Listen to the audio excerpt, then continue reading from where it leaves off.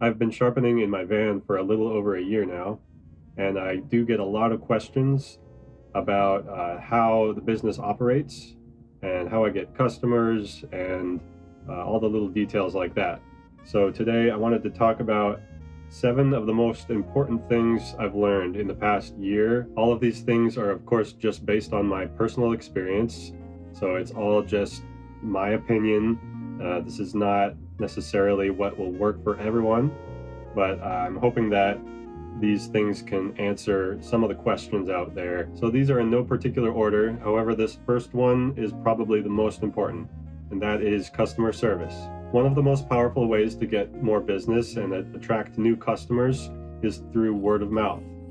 And the best way to achieve that is through providing good customer service. And it's all about the little things. That's what makes it a positive experience for the customer. So something as simple as, oh, hey, the tip of your knife is a little bit rounded off. I'm going to fix that for you, no charge. Or maybe you normally charge extra for serrated knives, but the customer gives you a dozen knives to sharpen, and you throw in the serrated knife at the normal rate, and you let them know that you're giving them this special deal, package deal, whatever it is. This kind of thing also increases the chances that you're going to get a positive review on Google or wherever. And that's another massive potential source of customers. Number 2 is efficiency.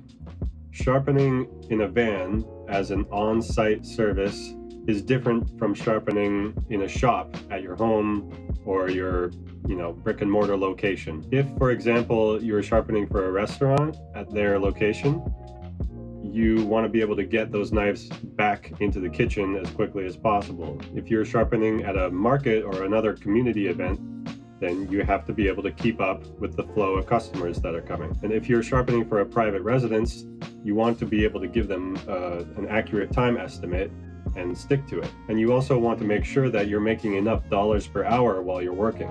Number 3 is versatility. And this is pretty obvious. The more things that you're capable of sharpening, the more business you can potentially get. That doesn't mean that you need to be able to sharpen everything, but it's up to you to gauge the territory that you work in and see what are the most common things that people need sharpened. What's that? What's that? Number 4 is very specific to mobile sharpening, and that is planning your route. When I first started, I had a bad habit of scheduling stops that were very far away from each other. And that's not the end of the world. When you first start, you kind of, you might not have that many jobs, so you're more willing to travel further. Over time, I got a lot better at planning out my routes and just really looking very carefully at my schedule to make sure I wasn't scheduling stops that are too far apart, in the same morning, for example. Number 5 is about parking. Being a mobile sharpener, going and working on site, it is something that you have to deal with sometimes, and it can be annoying. There's been only 2 occasions in the past year where I've had a real issue with parking, and both times it was a stop that was scheduled for the metropolitan downtown area, and there was no parking available anywhere. It is something that can happen, and so the lesson from that is basically now I'm more familiar with the areas where that could potentially happen.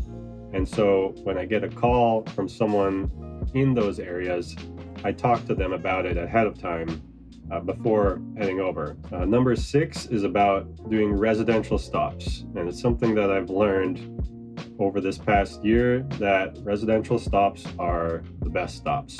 They're the best way to make good money. The people are generally very friendly and very happy that you're there.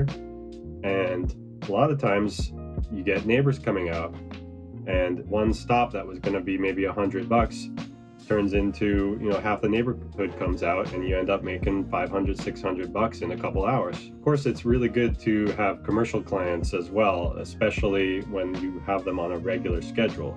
And the last thing I want to mention that I learned is just that It is possible. Since I started offering the service, it has never stopped growing, and it's really changed my life completely. So I guess that's my conclusion, my message to all you people who are considering starting a mobile sharpening business. I say don't wait, just do it. There's nothing special about my service that's making it work really well.